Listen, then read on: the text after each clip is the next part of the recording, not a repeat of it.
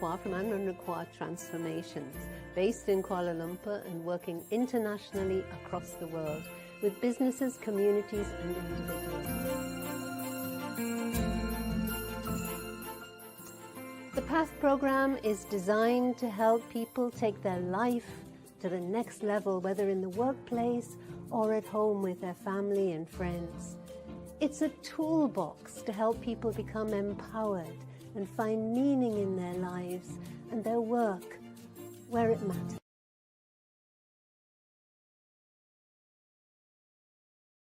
I've done that for the last 20 years.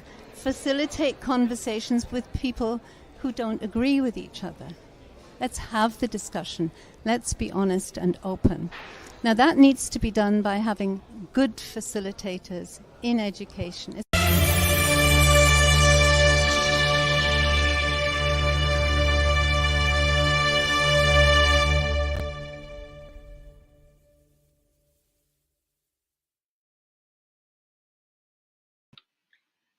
Good afternoon. Thank you for joining us. This is Mala from Hearts&Minds Development Center. We are in Bing Ho Bing Me series episode 63. And well, every week, we have very exciting guests. And today is very special because I have my very long teacher, mentor, friend, Anne Munro-Kua here. And I'm not too sure how many people are really so blessed to meet a teacher who helped me to really be passionate and find my, internal purpose and reason, right? And she helped me to connect when I first attended Transforming Trainers with her, when I had just entered, not so much of the industry. Yeah, I had started on my own exactly in 2002 when I had officially set up Hearts&Minds and I was attending the program. Enough to say, life has never been the same, because when you meet a teacher who centers you back to your heart, who centers you back to your values, who centers you back to your mission, and who keeps, putting in this very quiet question in your head that, next you in the night when you sleep, as to, why you are here, in that amazing, quiet work she does. And after 20 years to have her in this session, is it a privilege? Yes, it is a privilege, but indeed it's a blessing. So without much ado, please do quietly put your hands together to bring in Anne Munro-Kua. Hi, Anne. Hi, vanakkam. Vanakkam, nice. And how nice you're looking in red. How are you, Anne? I'm very good.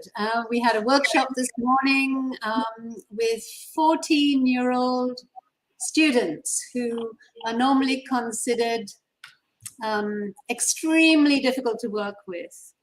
And we managed it bilingually, not by myself, of course. So that's what I've been doing on Friday mornings. So it's a joy to be here. Thank you. And it's a joy to have you. And yes, we are going to talk about that special work of yours that has, I wouldn't say reconnected us, that has probably motivated someone like you to say yes to our show, right? And I think we had that conversation because, I know you do so much of work, but it's always at the background, always at the background. And for you to say yes and to come forward to our show is important. And as I was telling you, I think that is the intent of our programs, right? To bring in the practitioners, because practitioners have some quiet wisdom that other practitioners are looking at. And as I say that, I hope you remember Jay Sinaya. She's saying, good afternoon, Malar and Anne. And good afternoon, Daryl. Yeah, Daryl as well. Daryl, thank you for joining us once again in series number 63. Yep. And Jay is saying she's looking forward to pearls of wisdom. And again, if Jay is able to say it, that's because she's been in your sessions. Yes. Yeah. Well, thank you, Mala, for those kind words. And I wouldn't be here if you hadn't been the sort of person that you are. And it's been a joy to watch your journey from a distance as you have grown and changed. And one of the things I was just about to say to you in the pre-talk was you are just at the right age. The 50s, you know, when I did some reflection for this session, the 50s are the launch pad for amazing things. And I didn't know beforehand. And I discovered that in my own life. And I see perhaps that that's where you're blooming from right now. And that's what my name means, you know, to bloom. Ooh, oh Yeah, my goodness. So Malar actually means bloom. It also means a noun for flower in general. Oh my goodness. Yes. So my father named me right. Yes, he did indeed. He did indeed. So where to start, Mala? There's, I mean, I'm a little bit older than you now. I'm 74, just turned 74. And when you asked me the question about my journey, of course, that could take quite a long time. So let me break it down into 3 key sections. Essentially the foundation, the beginnings, the first 10, 20 years were in the UK. I was on a farm, and I'll just mention some of the important aspects of where I grew up and how I grew up, that I later on began to value and appreciate as important threads in my life. Because we're not born with a mission statement in our hands, are we, Mala? It emerges in my experience. So I was living on a farm with my grandmother, and in nature. I used to have to even cross the field to go to school, and so I was steeped in nature there, and I grew up with a very powerful community-centered grandmother who was also the manager of the farm and so on. She was like a rocket science superwoman. So she became actually quite an important model in my life. And that was a wonderful, wonderful start to life, playing and enjoying the outdoors and being in that space. My dad had left school at 14. And my mum had stopped her training as a nurse to have me. So neither of my parents were very highly educated, and they just wanted me to be happy. So as things went on and I came to the end of my schooling, I couldn't decide what to do. You know, I had 15 different options. I could be this, that, or the other. I was interested in so many different things. Partly because of the geographical expeditions I'd done through the school to different countries, to Scotland, to camping, and I was very connected to geography. I was very connected to nature, and I wanted to be a nutritionist. I was really interested in well-being. And because I couldn't make a decision, I went to teacher training college and became a teacher. And it was a really, really good decision because the college I went to happened to have a geography department with a passionate, amazing head of department who arranged for us to go to West Africa and do some studies there. And that then opened my mind to so much about colonial relationships, understanding the British way of life in the context of colonialization. So that was a very important sort of wake up for me and awareness. So that's the first stage, really. And the other thing about it is in the northeast of England and where I went to school, a lot of girls left school at 16. And the status was get married and push a pram. And sadly, I think it's still like that for an awful lot of women. I was so keen to get away from that. I wanted to run away from it. I did not want that. I wanted so much more. And having been on these expeditions, and especially after going to Africa, I wanted to explore. And I've always had this thread within me of wanting adventure. So I went to London, of course, the big city. I'd never been in the big city, 300 miles away. And it just so happened the first schools that I was involved in teaching happened to have some of the roughest kids you can imagine. 7-year-old kids who would swear at you and threaten to bring down their father to punch you in the nose, and that kind of thing.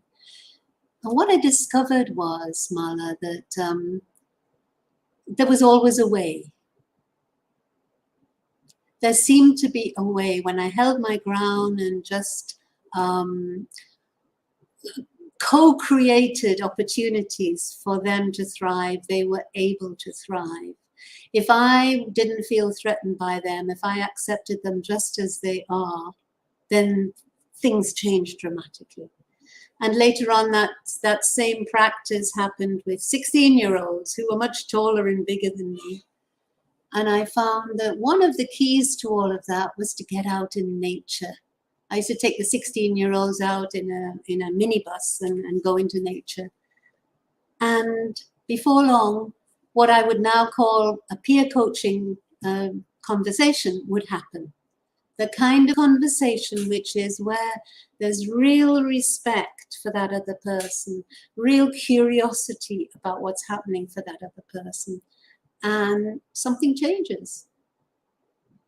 And those kids started to change. So that was a very powerful learning that I've come back to later in life. The second phase in my life was really the other threads that were going on was in London, was where I met my husband. This man who I could never really dominate. I think I've got that bossy tendency from my grandmother. And yes, I'd met boys before and I'd had boyfriends before. This fellow had my curiosity. And yeah, for those of you who know my husband, Kwakia Soul, he was a mystery and an adventure all in himself. And I just mentioned how much I like adventure. So so we began to get to know each other. We began to find things in common. We began to have adventures together. And in that second phase, our life, we went on this big adventure across from Britain to Malaysia, overland. Spent about 3 months hitchhiking, and we were in our 20s.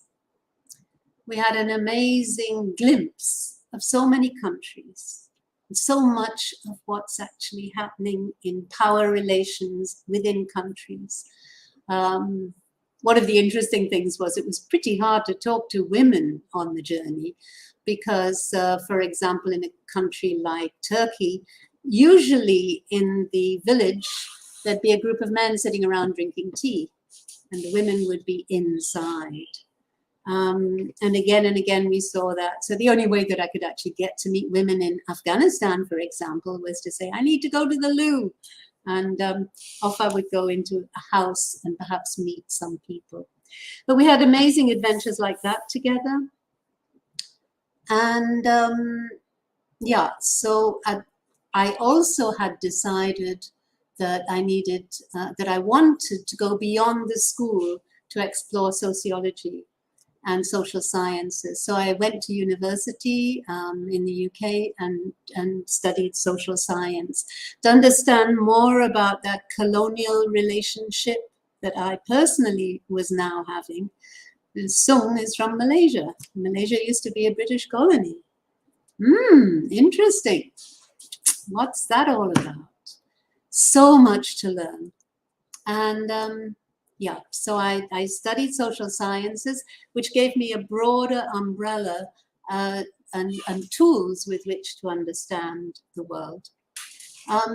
Yes, and so we traveled overland. We worked in Singapore for a couple of years, and then we traveled overland the other way back to the UK. So all of these adventures enriched my own experience of the world, and taught me, just so much. I can't begin to explain how much. There's a huge humility that comes from acknowledging just how difficult so many lives are, from acknowledging how hard it is for so many people, especially those in the working class, so those in the marginalized areas, the indigenous people, and even back in my own backyard in Newcastle, we were next to a coal mine, and I went to school with the children of the coal miners, and far too often, Mala, there would be a tragedy. And you know, those kids, and I went to their houses, the houses were tiny, a little bit like the labor lines that you have in the plantations here. So from a very early age, that informed me as I went on my journey overseas and everywhere I went, was this strong value of injustice and the need to right injustice. And that stayed with me throughout my life. And of course, that's a real commonality with my husband. I think you better pause me, Mala. I'm not quite sure where to go with this next. Oh, there's a third stage, perhaps. I'll tell you a little bit about the third stage. So we decided to commit to each other, Sue and I, and we married and started a family in Manchester, which was our home, and where I was continuing to work as well. And then we came out here. One of the things about my journey, and I put this up, this is one of the paintings that I did in the pandemic, which I thought in some ways illustrates some of the things that were happening for me in the pandemic and some of the things that have happened in my life. I was always aware with Sung that he needed to be back here. Now, that's one of the hardest things in any relationship, right? Is how do you find balance for my journey in life and his journey in life? And, you know, some people call it compromise. I don't believe in compromise, quite frankly. I think it's more of a commitment and a decision. Now, remember, I said I love adventure. So for me to come and live in Malaysia or to come over to Asia was a huge adventure. I and once I was clear that I needed to be with this man for the rest of my life and that he needed to be here, that was very clear. Of course, I didn't know what I was getting myself into, did I? I didn't know how many adventures were to come. And so that's what I would say to people in a marriage. Far too many, and I talk to lots of people in relationship difficulties because, as you know, I do a lot of coaching. And I think this question of clarity of expectation at the very beginning is just so critical. And of course, you need to revisit it from time to time. So we came out here and I started working with the Ministry of Education. I was so pleased to do that because that gave me the choice to go to the rural areas and work in context alongside Malaysian teachers. I did this for about 10 years. And in that time, I learned so much, Mala. I thought I was a pretty cool teacher who knew how to engage with students. And as soon as I went into class here, there was complete silence. You know, this weird orang putih at the front, you know, doing all her tricks, trying all the ways that she knew to engage with the students, and it didn't work. So I had to start listening to them. And the way that I did that was to get them to write. And they started writing journals. Only I would see. And through that process, I began to understand where they were coming from. I began to understand how this saving face works, how this importance, a lot more about the psyche and the psychology of what happens for people in Malaysia. Yeah. So yeah, moving way beyond that, and raising a family. By 1995, I decided I needed to work on my own. And that's when I set up Munro Communications and started out in the world, working with organizations. In 2007, that morphed into Anne Munro-Kua Transformations. And I would say the last 20 years has been perhaps the most exciting in terms of my work. So I want to encourage everybody out there who's thinking about retiring at 60, forget it.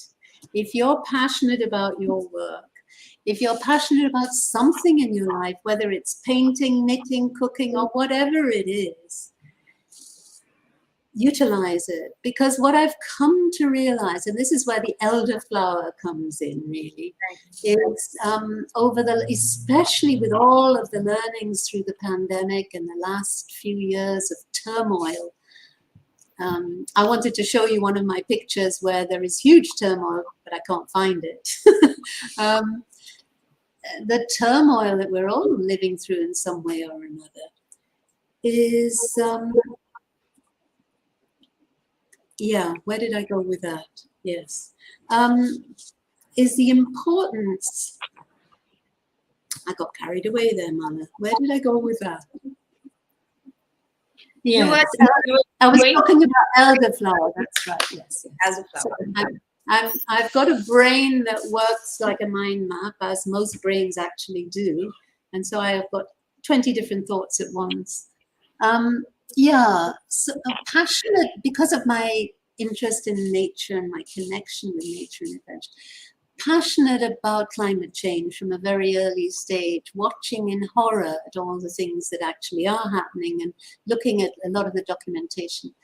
I came to a point where I realized that because of my age, I need to do something. I cannot, this mess that we've got in the world is my responsibility. It's our generation that set all this up, and particularly the so-called developed countries like the UK and US. That brought me to this interesting question of, well, what kind of elder do I want to be? What kind of senior citizen can I be? How can I be useful in my older years? And as I was thinking about this recently, the word elderflower came to mind. Elderflower is a beautiful wild flower in the UK that was all around our farm. It was all over the place, makes wonderful jam and syrup and delicious wine. And I thought, elderflower, that's what I'll call myself. A little bit of that blooming you talked about, Mala. And how am I practicing that now? Well, through the pandemic, it emerged through the question of what's needed here? What's needed here? What matches with what I have and what's needed here? So for the last 10 years, since 2000 and got lost really, 2011, I was working with the National Cancer Society on a program that I developed called Laughing and Relaxing with Cancer.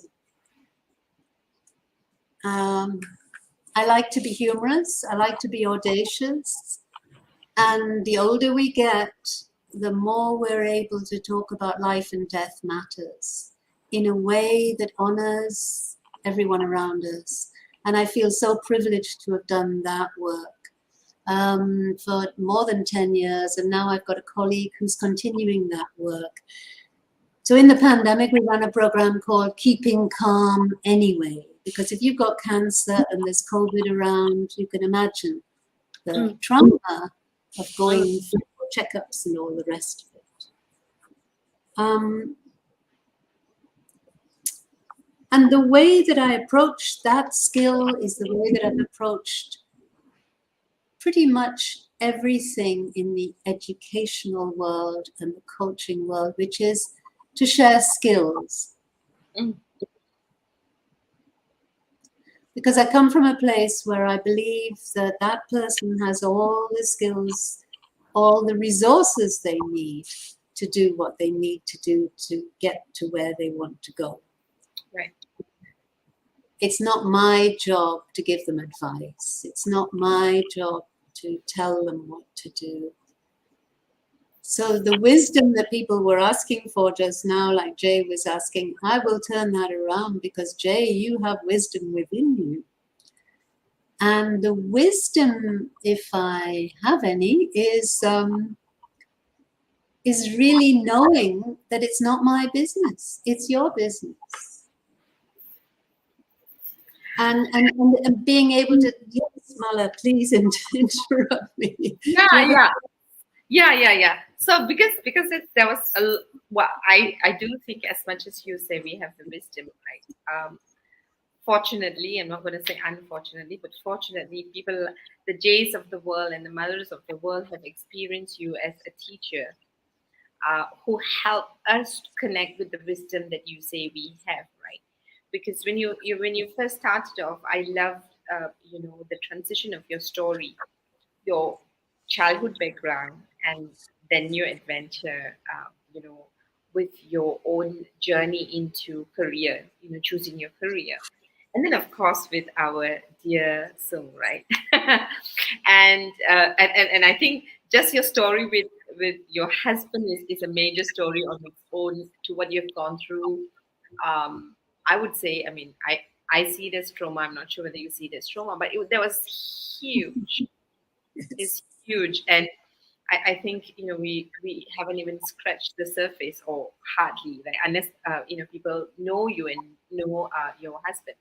But see, in all of that, I think there's one thing that is very consistent about you, which is to be curious, right? Now, when you introduced curiosity to me when I first started, it was both empowering and annoying, right? It's like, what? Be curious, right? So on one hand, so I get it, right?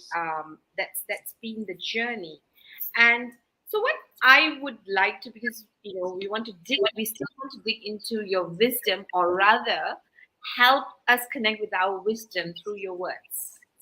Is what we are hoping for, right? Now, so you've taken us through your journey, which actually tells us the richness in the life experience you carry. And you're at a space, and you rightly put it, if this is the time in life, don't retire because you're so rich. How can we make the world around us? How do we pass on this richness that we carry? You talk about elderflower, being a jam, being a wine, and right, and that's for me, that's the significance, right? Because of the life experiences that you have, and you're continuing to build community around you, right? Now, I'm very curious to know now, what gives you that energy to want to do so, right? Because you're choosing very difficult places to work with, cancer, right? And young individuals who are considered difficult in their communities, and you don't even speak their language. Like, I mean, here we are, a lot of people who are, going to retire, and sometimes not even people who are retiring. A lot of young people are saying, look, yeah, I want to do what's comfortable. I want to just do whatever I need to do and then retire and do what I enjoy. Yeah, I see the adventure, I see the enjoyment, I see the passion, but why work so hard? And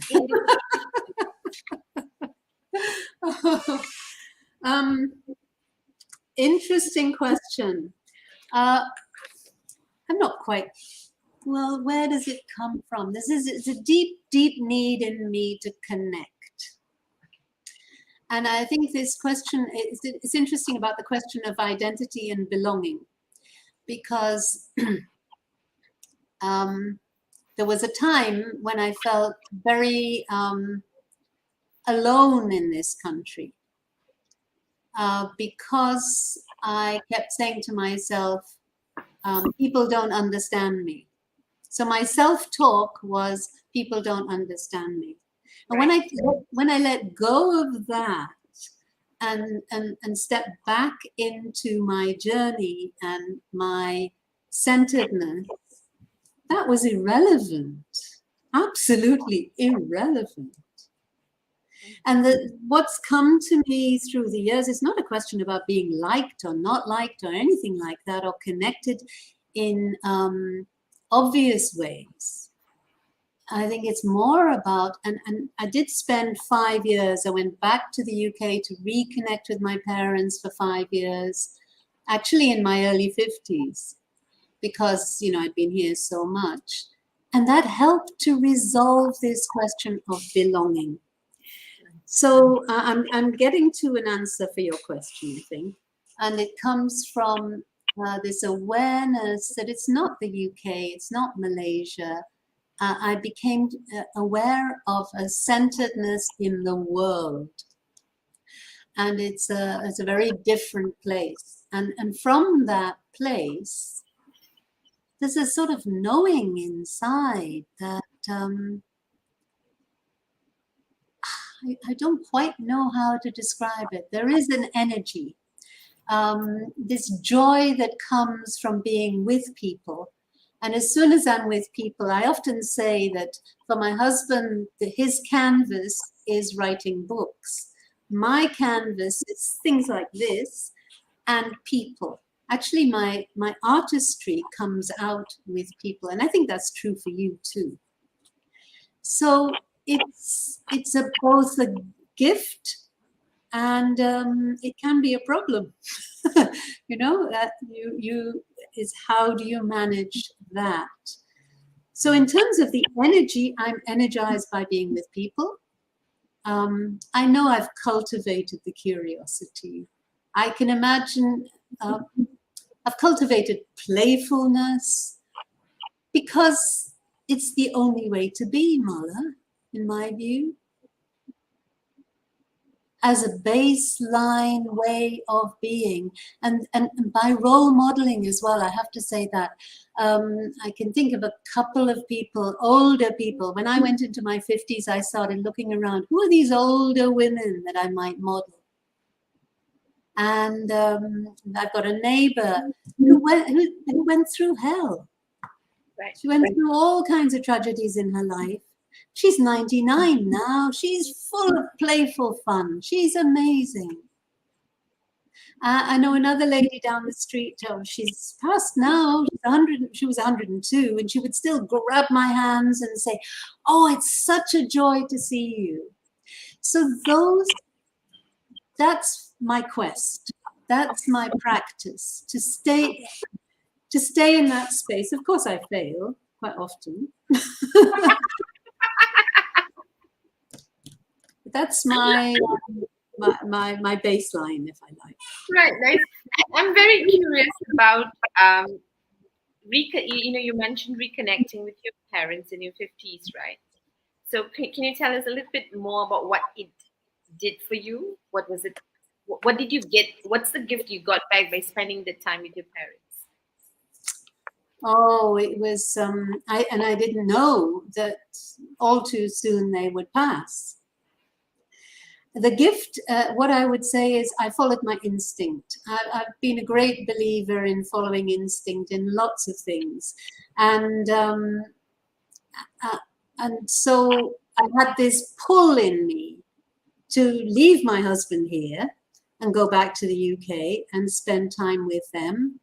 And it was really, really hard, Mala. Very, very hard for both Sue and I, actually. Yeah. And I got there, and my dad's still scolding me, like, you know, change gear now in the car, sort of thing, just as if I was 16-year-old. What did it give me? I am so, so glad that my younger self did that. I am so, so glad that I went and spent those years with them.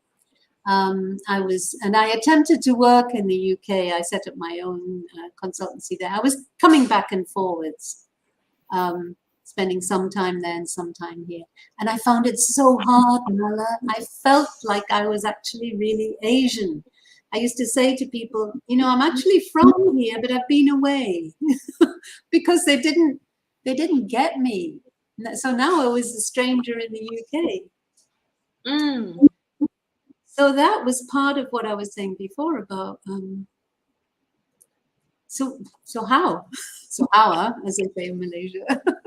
Yeah, so how? So that's interesting, right? So tell us about how, I don't know whether I'm using the right words, you know, how did you reconcile finally with your identity? How did spending the time with your parents and going through that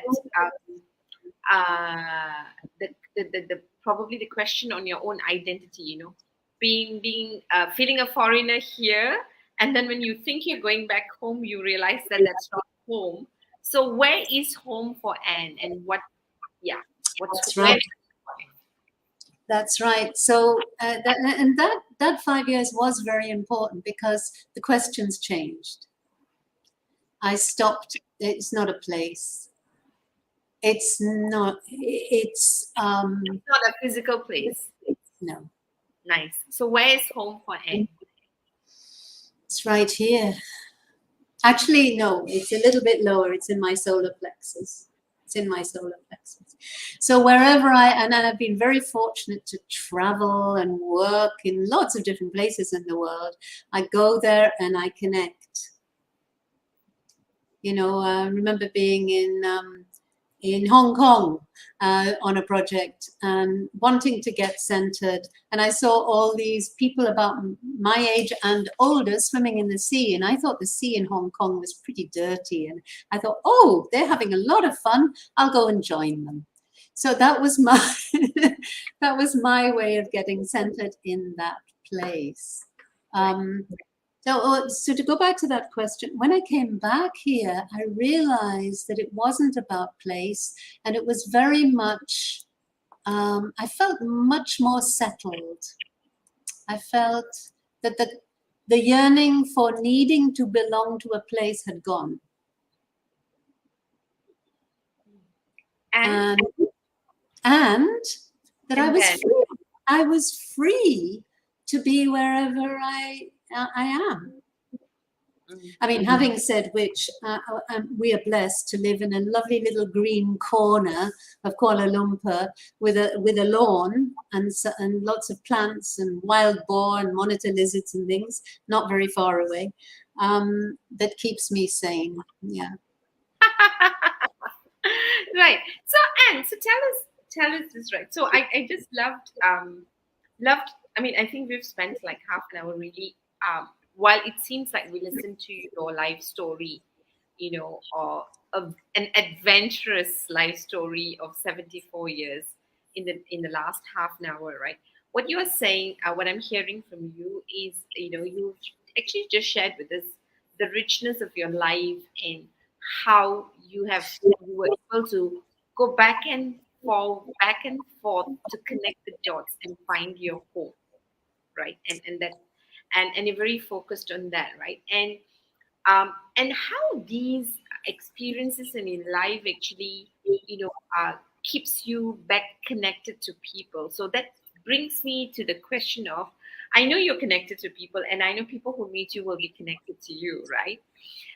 Suguna is asking a question on your drawing. Suguna, I'm going to park that question for a bit because I don't want to forget my question. But what I want to check in with you is that, so when you're when in the spaces where you're serving the community, whether it's environment or, you know, the cancer group that you're working with, or the Tamil speaking group, my skill group that you're working with, which is why we want to talk about in the next 10 minutes, right? Now, you are choosing, I would say, work that is challenging, that is difficult, right? Right? So how does, you know, how do you go choosing to give your time and energy to this? So what drives you to give that energy to it? What's your why in this space? Yeah, and yes, you were asking in some way. That's such a good question. Well, I can give you, again, I talked about instinct. Now, I would say instinct is both natural and cultivated. It's got two parts to it. And previous experiences, of course, inform your instinct. So I'll give you an example of the cancer work emerged, and I'm a great believer in emergence. It emerged from the time when my father died. Now, my father died, and I heard the news at the airport at Kuala Lumpur. I was trying to get back to see him. I mean, many people have been in this situation. I was very fortunate to have a whole lot of tools from my mentors and coaches to use on the plane for 12 hours, processing what had happened, so that I was able to arrive in the UK and I was calm.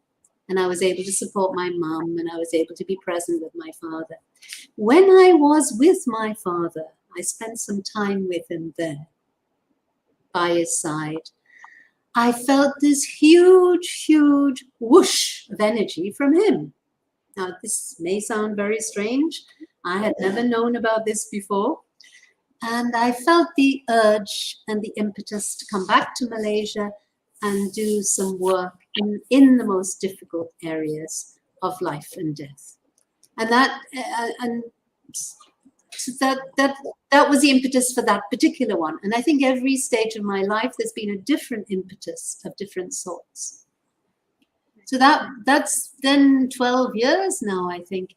And that's something else I find, Mala. Jump in and learn as you're doing it. That gives me a buzz. And you'll make, there's no such thing as a mistake, actually. It's all learning. Yeah. Nice. I don't know if that's that question when it comes to the Tamil youth. Well, that's recycling, isn't it? So let's now talk about the Tamil youth. Because I think one of those things that really got me excited when you said yes is, when you connected with me. I usually connect with you because I have questions, but when you connected with me, you were looking for volunteers. Tell us about the work that you're doing with the Tamil-speaking community when you don't speak Tamil. Like what's wrong with Anne? Yeah. Yeah, maybe it's my Aryan background. I don't know about this. Okay, well, what happened? Well, I know Saguna is listening to this. Okay, I'm constantly, and I haven't really answered the question you asked me before, I know, but what I do find is I'm constantly looking around for interesting projects. And what I mean by that is projects that are challenging. There's no point in doing them if they're not. That's a drive that I have. Because every time I do, I learn so much. Now, because I had that experience with the youth in the UK early on when I was just in my 20s, with so-called challenging and dropout youth and so on, I've been drawn to that area before, and I've often thought, oh, I can't do that because my language skills are not good enough. I've got an associate who speaks Tamil. And I thought, I wonder what we can do. And when Saguna mentioned that she talked with My Skills about coaching, we got started. I said, well, I'll design a program. Let's run it and see how it goes. That was 18 months ago.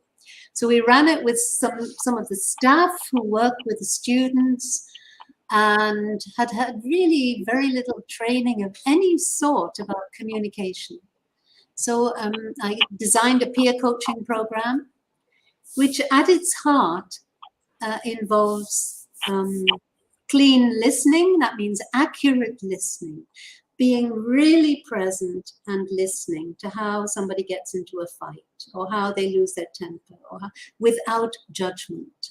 So when we managed to teach the staff how to do that and then ask a neutral question, And what would you like to have happen, etc.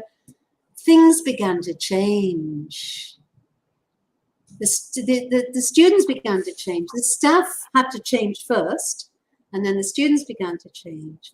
Now, this whole process, my associate Kiru had translated everything into Tamil, so it's all bilingual. And we're doing this, by the way, as community outreach. So we've established Friday mornings as an opportunity to work with my skills, both the staff and the students. Now, the second group we had were the student leaders. And that program, well, it seemed to produce results. And then some of the younger ones said, we want some of that. We've heard how, that boy used to speak bad words and now he's very respectful. I want some of that. So we've just finished, today actually, just finished 8 sessions with the 14-year-olds. Now that is a big challenge. So there's more learning there, Mala. Thank you. Yeah. And, sorry, we have 10 minutes. So I need to get this out of you in the 10 minutes that the people are going to listen to.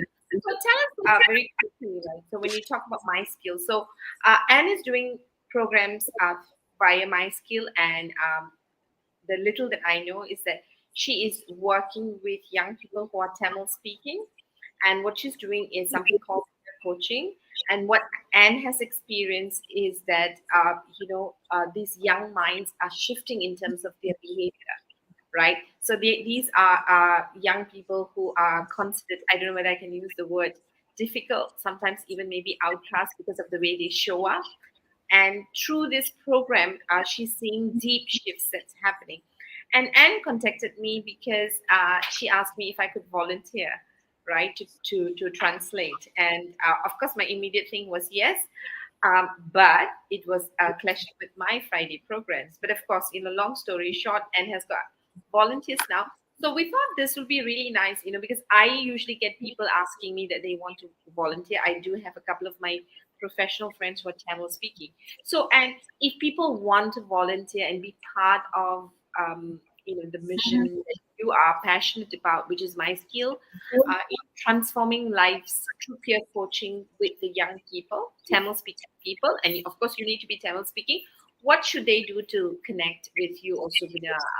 And tell us a little bit more about this group. So what should they do to connect to one-to-one first? Okay, and yes, and thank you.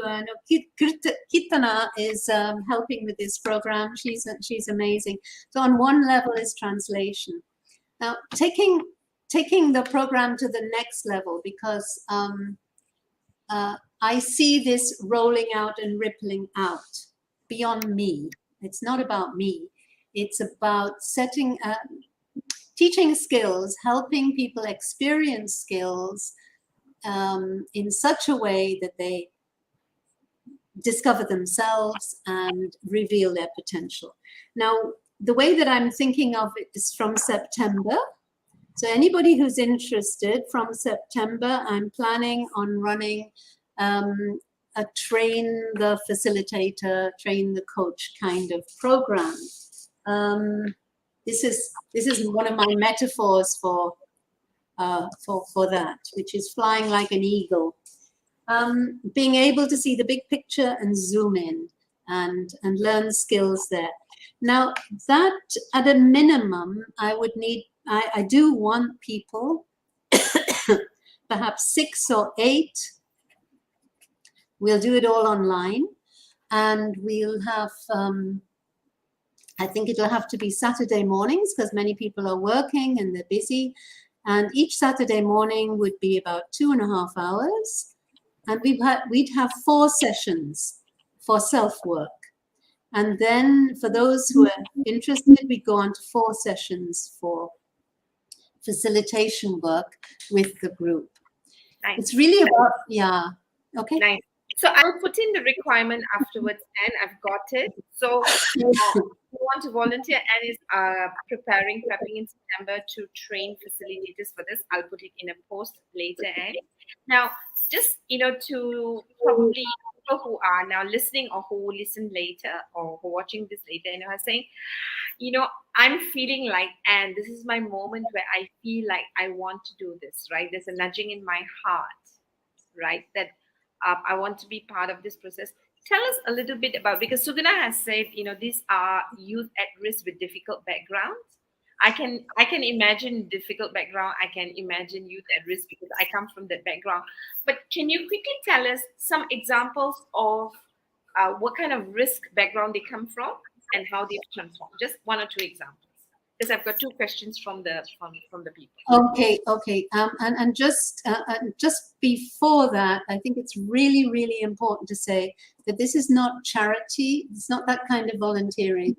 And for those people who are interested, it's really about self-work first. You must, so in order to be present for somebody who's facing a lot of turbulence, it's critically important that you can be still and fully present and equipped with the skills to listen to their distress.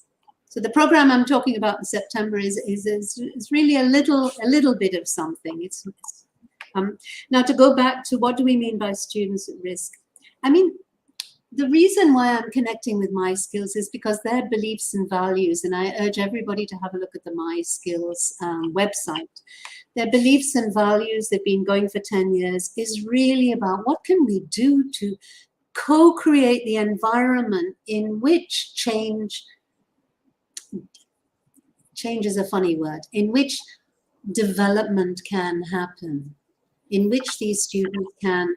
Now, where are they coming from? They're coming, the concept of at risk is there's just so much chaos around them. Through no fault of their own, perhaps through no fault of anybody else. It's the way things are. And the chaos might include all kinds of behaviors from adults. It may be an absence of parents. And many of the students have been brought to My Skills by an aunt or a grandmother or somebody who's looking out for them. So that's something that we stress. There's somebody at their back. Somebody. It might not be their parents and it might not, So the attempt at My Skills is to give them a space in which there's no chaos. There's order. It's a vegetarian diet. They're growing their own food. They're doing so many things to grow and develop in many, many ways. So I do not see the children as difficult. I see them as beautiful people, as with all of us. Everyone has behaviors. Everyone has practices that get the results they want or they don't. That's all that it is. So underlying every behavior is a positive intention. Underlying every single behavior.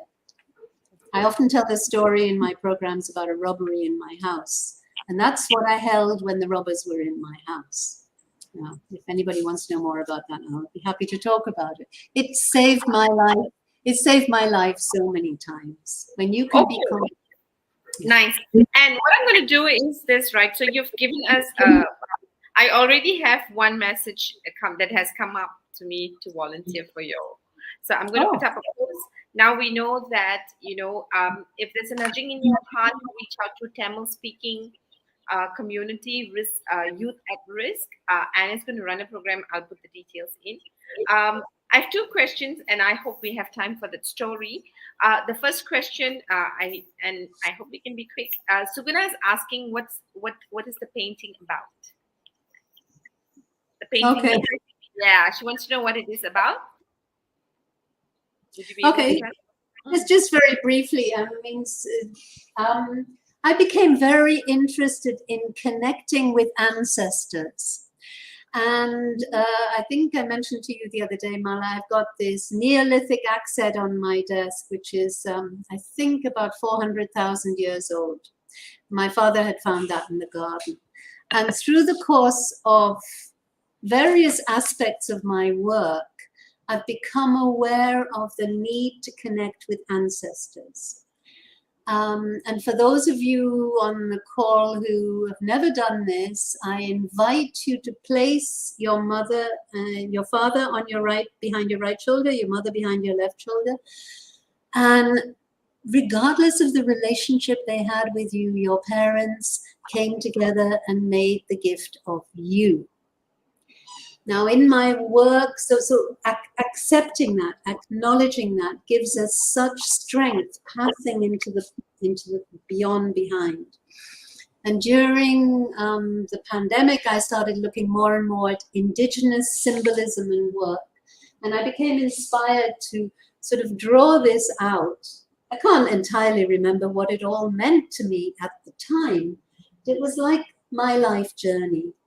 And of course, we begin and we see and we fly, or then there's some structure, then there's lots of linkages and networking, and then there's moving on in lots of different adventures and learning, and then there's connecting again.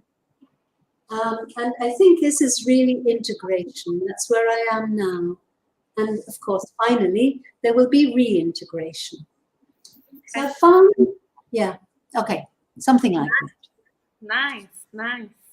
All right, so you need to connect with Anne for her beautiful stories. Jay Sinaya is asking, you seem to have experienced lots along this 74 years of living a rich life for sure. Any bucket list to strike off, Anne? Sorry. I don't have that kind of ambition. It's interesting. Great question, Jay. Essentially, at the moment, I feel blessed to say that if I want to do something, I'll just do it. I mean, within reason.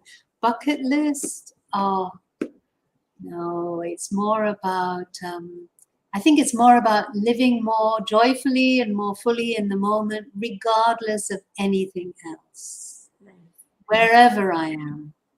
So I'm curious, this is just taking it off from, I don't have a bucket list either, but I'm just curious and tell me whether my connection is making any sense. So I'm just wondering, because from all the stories that you've told us about you, you seem to be at every point of your time, point of time in your life, you seem to want to be present, and you look inward, and you listen within to what I would say your soul really wants at the moment, and you do what you want. Could that be a reason why? Because when you talk about bucket list, it's about looking into the future. You're putting up your aspirations that you haven't achieved, that you want to achieve, right? Having that expectation of the future. And in my own experience, right, when I do this, it's because I know I'm not living my present well. I'm postponing the joys of my life, the future. Whereas the way I'm hearing you speak is that you whatever comes, because you're going to look at here and now, and you're going to be present to now and do what your soul requires now. Is that why you don't have I don't know, she's calling it a bucket list, but a list to do, because you're thinking, I'm going to just appear in life and let life appear, to me, and we'll decide what works for us at the moment. Well, it's not quite like that. It's more of I've become, there's a strong structure to my life. Structure is very, very important for maintenance. There's so many things to maintain in order to be in the space where you're healthy and have well-being and all of that and function well. So that's my practice, is this space. So in the morning is usually cycling, and then yoga, and then grass work, and this and that and the other. And there's a structure to that. So if, and it's also about planning a little bit, planning the spaces. So planning okay, I've got this idea, the next 3 years, let's run this program. We've had some conversations with my skills. Let's make something happen. Let's make it bigger and better and roll out some more people to do this work. So so it is an inside out. Sometimes it's been outside in. For example, when I did my PhD and I ended up writing this, Mala, yeah, that was a real stretch for me. And it also contributes to that holistic understanding of everything in which I'm embedded and which we are embedded. Yeah. Nice. Thank you. Thank you. Carol Fernandez is saying, wonderful to hear your journey, and it's inspiring. And I truly believe we must never retire and to live life on purpose. Thank you for sharing your journey. Opens up my mind a little more, definitely. And yes, Gerald, I can imagine someone interviewing you when you are 200, because that's Gerald. Wow. What is your practice? Yeah. So I'll get Gerald to talk to you about his practice. And Major Prabhakaran is saying, beautiful message from beautiful ladies. Thanks a lot. Keep inspiring. Thank you, Major, for joining us. So we'll be putting all of this information. And of course, Jay says thank you. Last but not least, Jay is saying you're an inspiration. And so thanks for sharing your life journey. So thank you, Jay. Thank you, Anne. Before we close the session for the day, I think it'd be lovely to hear the story of the robber in your house and how it saved your life. So maybe you could spend just a few minutes, listening to your story before we say goodbye to you. And would you do that? Okay. Well, I have to say that that actually, the training for that came from Operation Lalang. Because the night that my and actually, if anything, that story is perhaps more powerful because it was a preparation for the robber story. That was a time when the special branch knocked on the door of our house at I think about 2-3 o'clock in the morning, and then proceeded to want to take my husband away under the ISA, Internal Security Act. That's when my grandmother popped out, Mala, because they had about 12 people outside the house. And what can I do in a situation like that? What can one do? The only thing I could really do is say, look at the identity of 2 inspectors, let them in, and then lock the gate. That's the only time I've been really grateful for having gates and grills in houses here. So it was through that experience of managing that really, and they did take my husband away. There's that experience of managing the very thing you don't want to have happen, the horror of it all. And so later on, when there was a robber, there were 4 young men in my house, in my bedroom, and my daughter was there with me. She was 17, and she was under the cover. My husband was away at a human rights conference in Geneva, funnily enough, and there were 4 perhaps migrants in my house at that time. And I found myself just looking up and saying, what do I want to have happen here? And a deep breath, and found some calmness. Because we know that if there's no calmness in a situation like a robbery, it could go completely wrong. And you know what? I don't know how. They just took a few things and off they went. So I think calmness in any situation is a wonderful thing to be able to access. So these are the skills that we're sharing with the kids. We're sharing with anybody who wants to learn them. Yeah. Thank you. Thank you. I think we'll need to do a whole interview on your experience as a wife and a mother, that you experienced during Operation Lalang. Let's hope we get to that sometime soon. So, Anne, thank you very much for sharing the richness of your life and inspiring us, to to reach out to the person who we really are within and use our rich life experiences to make the world that we live really a much better place, or live it better than hopefully we found it. So we want to thank you. Before we say goodbye to you, is there anything else you like to tell the audience besides being calm, besides being curious, besides being present, and always, being centered and being at home with yourself? Besides all of this, is there anything else you like to tell the audience?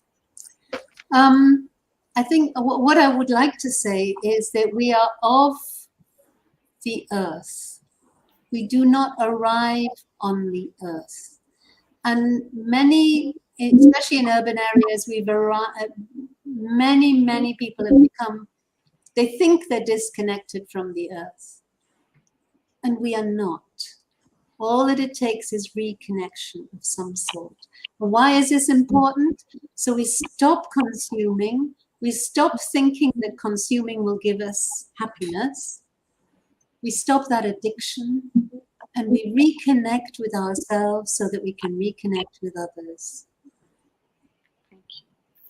Thank you very much. And you have brought us back to where you first started about your passion for environment. So with that, I hope those who have joined us, Sugana, thanks for joining us. Sugana, Jay, Prabha, Gerald, Vernon, Regina. Have I missed anybody? No, Tangam Murugesan. Thank you for joining us. I hope you found your 1 hour, useful, over lunch, and probably enriched with the wisdom from our own Elderflower, who has chosen Malaysia to be her home. And she's home wherever she goes. So with that, we're going to say thank you very much, and we'll be in touch. And thank you so much for saying yes to us. So we're going to say bye to Anne, and as we say bye to Anne, thank you for joining us. Have a lovely weekend. Continue to stay safe until I see you with another interesting guest. Yes, he was my mentor too. So with that, signing off, this is Malan from Hearts and Minds Development Center, Being Whole, Being Me, Series 63. Remember, we are on Spotify. Find us, connect with us, tell us what you want. And remember, if your heart calls out, look out for Anne and connect with her so that you can give your gifts away to my skill as well. Bye.